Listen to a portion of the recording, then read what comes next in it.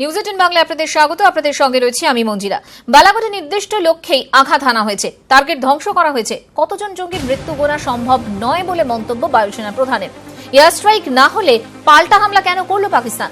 বালাকোটের হামলার সব প্রমাণ রয়েছে, এ বিষয়ে যাবতীয় তথ্য দেবে সরকার। মন্তব্য বায়ুসেনা প্রধান BS ধানোয়ার। If he planned to hit the target, we hit the target. Otherwise, why would he have responded? If he had dropped bombs in the jungle, there's no need for him to respond. Air Force is not in a position to clarify that how many people were inside it. That we don't count human casualties. We count what targets have we hit or not hit. The bomb damage assessment that is done post a mission calculates the number of the target you've been hit or you've not been able to hit. We can't count how many people have died. That depends on how many people were there. এই বিষয় নিয়ে আমরা কথা বলেছিলাম আমাদের bureau chief সপ্তর্ষি সোমের সঙ্গে। শুনবো তার বিশ্লেষণ।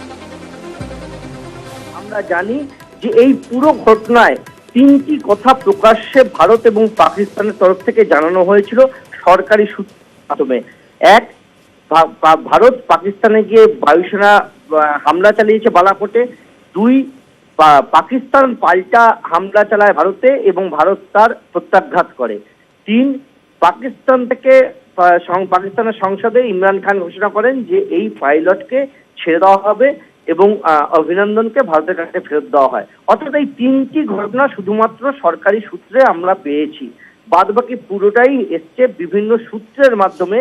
যে সূত্র কোথা থেকে পাওয়া যাচ্ছে বা কিভাবে পাওয়া যাচ্ছে তার কোনো পরিষ্কার ব্যাখ্যা নেই, যে কারণে বিভিন্ন সময় বিভিন্ন বিতর্ক তৈরি হয়েছে। বালাকোটে কতজন মারা গিয়েছেন, জঙ্গি ঘাঁটি কি কি নষ্ট হয়েছে তাই নিয়ে বিভিন্ন প্রশ্ন উঠেছে। এই জায়গায় দাঁড়িয়ে বায়ুসেনার তরফ থেকে যা কথা বলা হচ্ছে সেটা একেবারে স্পষ্ট এবং পরিষ্কার।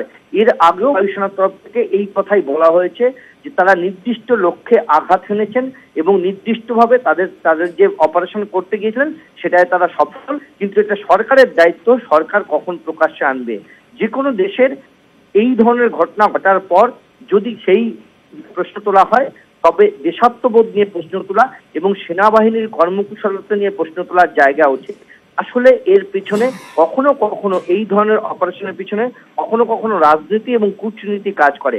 ভারতের লোকসভা নির্বাচন আসন্ন, সেই জায়গায় দাঁড়িয়ে বায়ুসেনার এই অভিযান এবং ভারতের এই অবস্থান সেটা নিয়ে প্রশ্ন উঠতে শুরু করেছে বিভিন্ন মহলে। সেই জায়গা থেকেই বায়ুসেনার তরফ থেকে বারবার দাবি করা হচ্ছে তারা সফল, তারা নির্দিষ্ট লক্ষ্যে হামলা চালিয়েছেন এবং তার তথ্য প্রমাণ বা দায় দায়িত্ব সেগুলো কি আছে, কোথায় হয়েছে, কেন হয়েছে, কিভাবে হয়েছে তার তথ্য প্রমাণ তুলে দেওয়ার দায়িত্ব সরকারের, এক্ষেত্রে বায়ুসেনার নয়। এবং এটা পরিষ্কার বায়ুসেনার তরফ থেকে দেওয়া হয়েছে।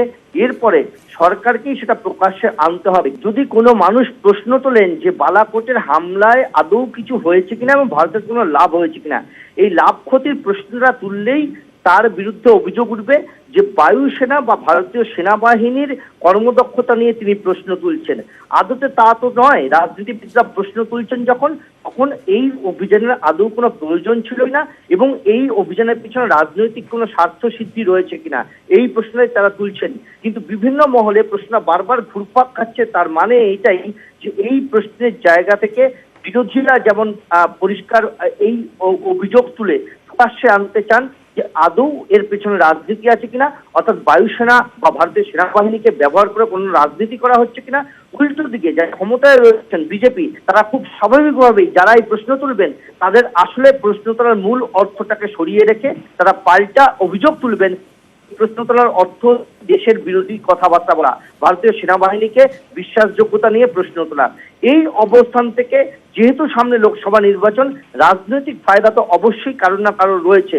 তবে যদি প্রমাণ প্রকাশ্যে আসে কোনোভাবে তথ্য প্রযুক্তির মাধ্যমে ঘটনার আগের ছবি বা ঘটনার মুহূর্তের ছবি এবং ঘটনার পরের ছবি, অর্থাৎ ভারতের বায়ুসেনা বাহিনীর বালাকোটে হামলার যদি কোনো ছবি প্রকাশ্যে কোনোদিন আসে এবং সেটা নিয়ে কোনো তথ্য প্রকাশ্যে আসে, তবে সেক্ষেত্রে কিন্তু দেশের শাসক দল তারা অবশ্যই বাড়তি সুবিধা পাবেন। গেট না খোলায় ভারতেই ফিরল বাস। পাকিস্তানে গেট বন্ধের জেরে ফিরল বাস। ভারতে ফিরে এলো যাত্রীবাহী বাস। পুঞ্চ থেকে রাওয়ালকোট যাচ্ছিল এই বাসটি। 0 পয়েন্টে পাকিস্তান গেট না খোলায় ভারতেই ফিরল আবারও এই বাস। টেলিফোনে রয়েছেন আমাদের শ্রীনগরের ব্যুরো চিফ মনোজ কল। मनोज जी, एक तरफ अभिनंदन वर्तमान को वो लौटा रहे हैं, दूसरी तरफ सीज फायरिंग चल रहा है और इसके ऊपर ये दरवाजा भी ये लोग नहीं खोले। ये जो घटना परंपरा है, इसका सिग्निफिकेंस क्या है?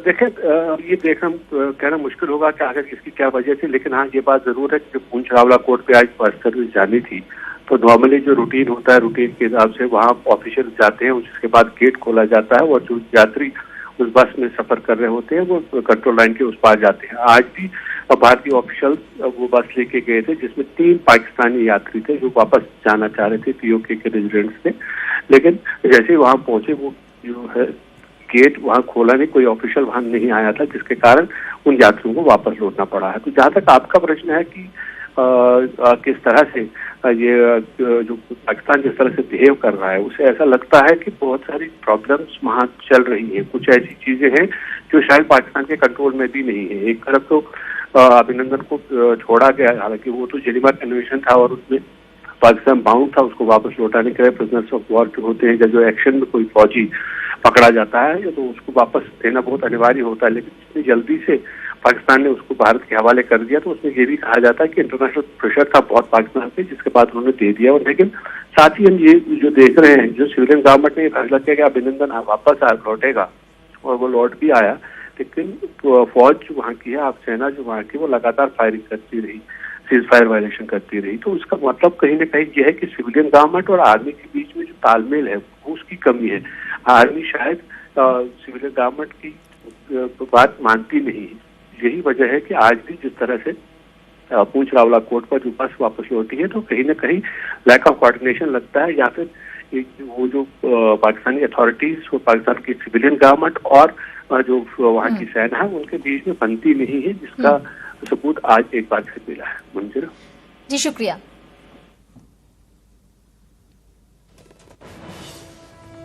ये इनको पता होगा, वो आए नहीं है, यही कह रहे थे आए नहीं है। हाँ, उनकी छुट्टी है आज, वापस के वो आए नहीं है आज। कौन नहीं आया? पाकिस्तान वाले। हाँ, उन्होंने गेट नहीं खोला? उन्होंने गेट नहीं खोला है। हम दोनों मियाँ बीवी आए थे और कुदरती तौर पर ऐसा हुआ कि हम दोनों ही मुसाफिर आए थे उस दिन, पैसेंजर सिर्फ 2 ही थे हम दोनों, और आज 3 जा रहे थे, एक और वो बुजुर्ग हैं वो खड़े हैं, वो जा रहे थे साथ। यहाँ से तो हम चले गए, टिकट वगैरह हमारा हो गया, क्लियर हो गया, सामान भी बॉर्डर पर चला गया, इंडियन सिक्योरिटी ने सब कुछ हमारा सामान क्लियर कर दिया है। लेकिन बाद में एक कार आई है, मुझे मालूम नहीं है वो आर्मी है या कौन है, उन्होंने कहा जी आज नहीं जा सकते, आज गेट बंद है। तो फिर हमें ये हजरात वापस ले आए। अभी मैंने कॉल की है इधर अपने जो रिलेटिव हैं उनको, वो वापस आ रहे हैं, हमें उठाएंगे, लेकिन मैं अभी अपने घर तो नहीं बता सका। कुछ जराए मुझे मिलेंगे, मोबाइल वगैरह होगा तो मैं उनको बताऊंगा कि हम लोग जा रहे हैं। 0 পয়েন্টে গেট খোলেনি পাকিস্তান এবং সে কারণে পুঞ্চ থেকে রাওয়ালকোটের দিকে যে বাস যাচ্ছিল সেই বাসকে ফিরে আসতে হয় ভারতে। কিন্তু অন্যদিকে পাকিস্তান থেকে ভারতে এলো সমঝোতা এক্সপ্রেস। 176 জন যাত্রীকে নিয়ে এলো এই এক্সপ্রেস। ভারত পাক চাপানোতরের জেরেই বুধবার থেকে বন্ধ ছিল সমঝোতা এক্সপ্রেস, যার জেরে দুর্ভোগে পড়েন যাত্রীরা। অবশেষে চালু হলো সমঝোতা এক্সপ্রেস। বিস্তারিত জানবো, টেলিফোনে রয়েছেন আমাদের প্রতিনিধি शंकर आनंद। शंकर जी, कुछ दिन के बाद समझौता एक्स फिर से चालू हुआ है, क्या रिएक्शन?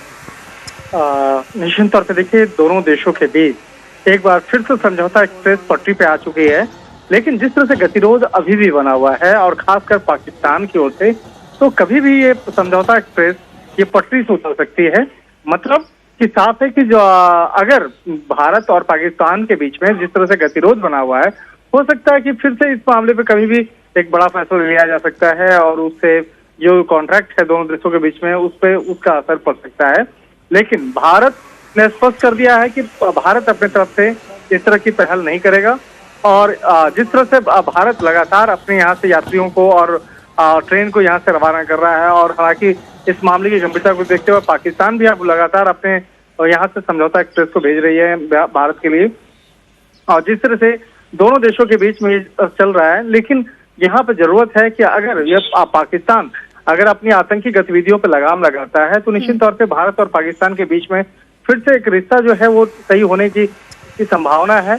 लेकिन यहाँ पर सब कुछ जो इस बात पे अब विश्वास करता है कि पाकिस्तान क्या इस मामले पर भारत के साथ ऐसा ही दोस्ताना रिश्ता रखेगा या नहीं रखेगा। तो अभी फिलहाल ये कहा जा सकता है कि समझौता एक्सप्रेस फिलहाल पटरी पे है और दोनों देशों की तरफ से समझौता एक्सप्रेस अपने यात्रियों को एक देश से लेकर दूसरे देश पहुंचा रही है। জি শুক্রিয়া। এরই পাশাপাশি এয়ার স্ট্রাইক নিয়ে কেন্দ্রকে খোঁচা নবজোৎ সিং সিধুর। 300 সন্ত্রাসবাদী নিহত, বালাকোটে কেন হামলা? আপনারা কি জঙ্গি উপড়ে ফেলেছিলেন নাকি গাছ উপড়ে ফেলেছিলেন? এটা কি নির্বাচনী চমক? বিদেশি শত্রু দমনের নামে প্রতারণা, টুইট সিধুর। সেনাকে নিয়ে রাজনীতি বন্ধ করুন, টুইটে দাবি নবজোৎ সিং সিধুর। এয়ার স্ট্রাইক নিয়ে কেন্দ্রকে খোঁচা নবজোৎ সিং সিধুর। 300 সন্ত্রাসবাদী নিহত, বালাকোটে কেন হামলা? আপনারা কি জঙ্গি উপড়ে ফেলেছিলেন?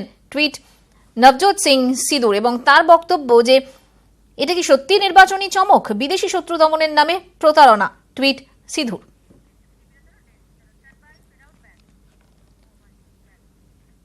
জওয়ানদের আত্মবলিদান নিয়ে রাজনীতি করছেন প্রধানমন্ত্রী। পুলওয়ামায় নিহত জওয়ানদের ছবি ব্যবহার করছেন প্রচার সভা। আর এই নিয়ে নরেন্দ্র মোদীকে কড়া ভাষায় আক্রমণ করলেন তৃণমূল সাংসদ ডেরেক ওব্রায়েন। नरेंद्र मोदी जी, क्या आप जवानों को सरहद पे शहीद होने के लिए भेज रहे हैं? नरेंद्र मोदी जी, आप क्या सिर्फ चुनाव जीतने चाहते हैं?